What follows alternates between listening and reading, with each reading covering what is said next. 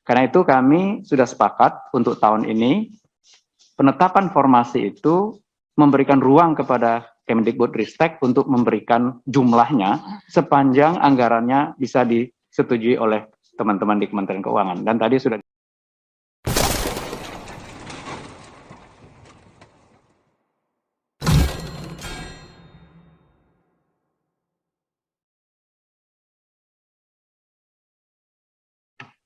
Terima kasih Bu Iya Pimpinan. Pak, silakan Pak. Yang saya hormati pimpinan beserta anggota Komisi 10, teman-teman yang sudah hadirin sekalian, selamat siang. Assalamualaikum warahmatullahi wabarakatuh.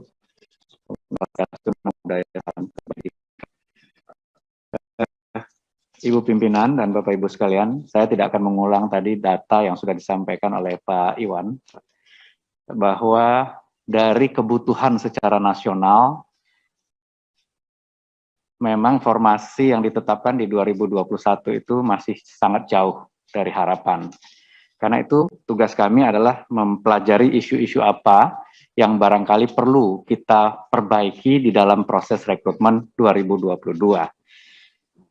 Pertama, tadi formasi yang belum seperti yang diharapkan. Yang kedua adalah daerah-daerah 3T sama sekali itu tidak ada peminatnya. Jadi lebih dari 117.000 formasi di daerah 3T itu tidak ada pelamarnya. Berarti ini persoalan yang juga mesti kita selesaikan.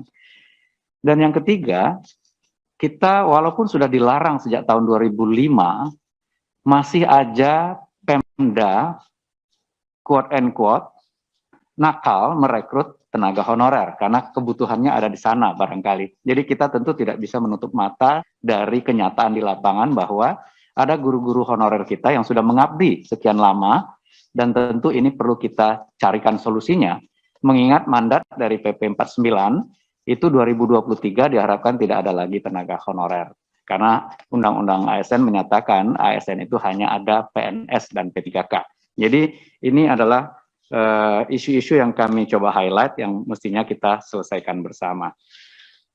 Dari tahun ke tahun sebetulnya diberikan kesempatan kepada tenaga honorer ini untuk ikut seleksi, tetapi selalu saja banyak yang tidak berhasil lulus seleksinya. Kemudian kita turunkan passing grade-nya dari waktu ke waktu. Dan passing grade itu sudah sangat rendah sekali. Akibatnya adalah bisa jadi kita akan mendapatkan tenaga guru yang kualitasnya makin lama makin rendah, hanya untuk mengakomodir bagaimana caranya tenaga honorer bisa lulus. Dan ini tentu perlu kita lihat dampak jangka panjangnya secara nasional. Karena itu kami mencoba mengusulkan perbaikan rencana rekrutmen 2022 terkait dengan hal ini, mudah-mudahan bisa menyelesaikan beberapa persoalan yang tadi kami highlight. Pertama, terkait dengan penetapan kebutuhan. Selama ini memang diusulkan oleh Pemda, ditetapkan oleh Kemenpan RB. Padahal secara nasional, tentu helikopter view-nya dimiliki oleh teman-teman di Kemendikbudristek dan Kemenak dalam hal ini untuk guru agama. Karena itu kami sudah sepakat untuk tahun ini, penetapan formasi itu memberikan ruang kepada Kemdikbudristek untuk memberikan jumlahnya sepanjang anggarannya bisa disetujui oleh teman-teman di Kementerian Keuangan. Dan tadi sudah disampaikan, sudah disediakan sebetulnya anggarannya sesuai dengan kebutuhan itu. Itu yang pertama.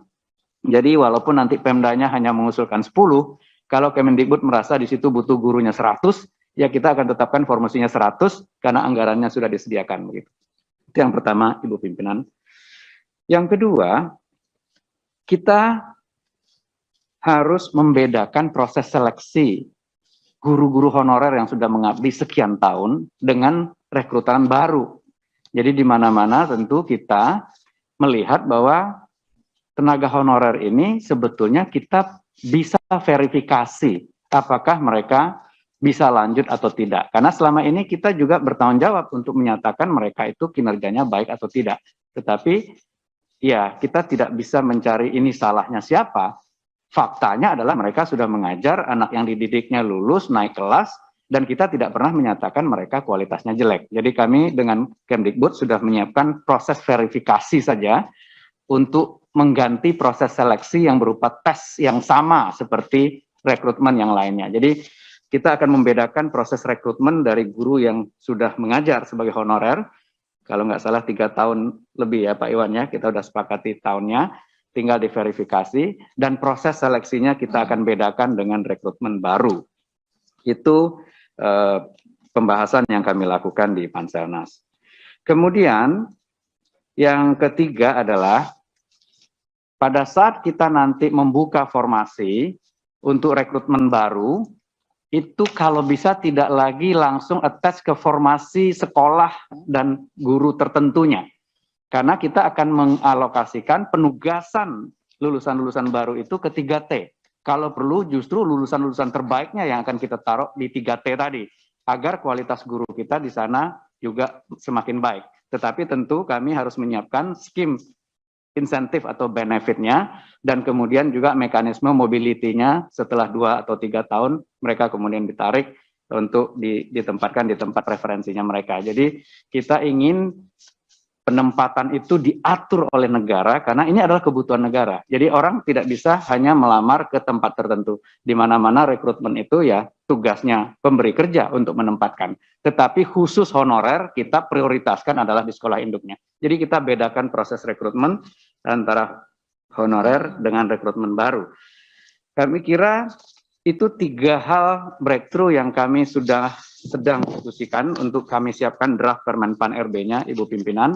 Pertama tadi terkait penetapan kebutuhannya, tidak lagi hanya oleh Pemda, tetapi juga secara nasional ditetapkan kebutuhan. Kedua, proses rekrutmennya akan kami bedakan antara yang honorer dengan yang rekrutmen baru.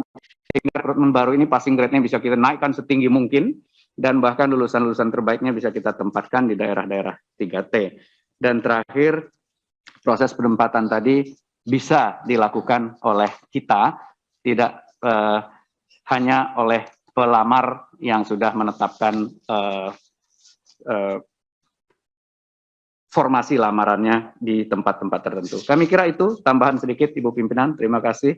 Assalamualaikum warahmatullahi wabarakatuh.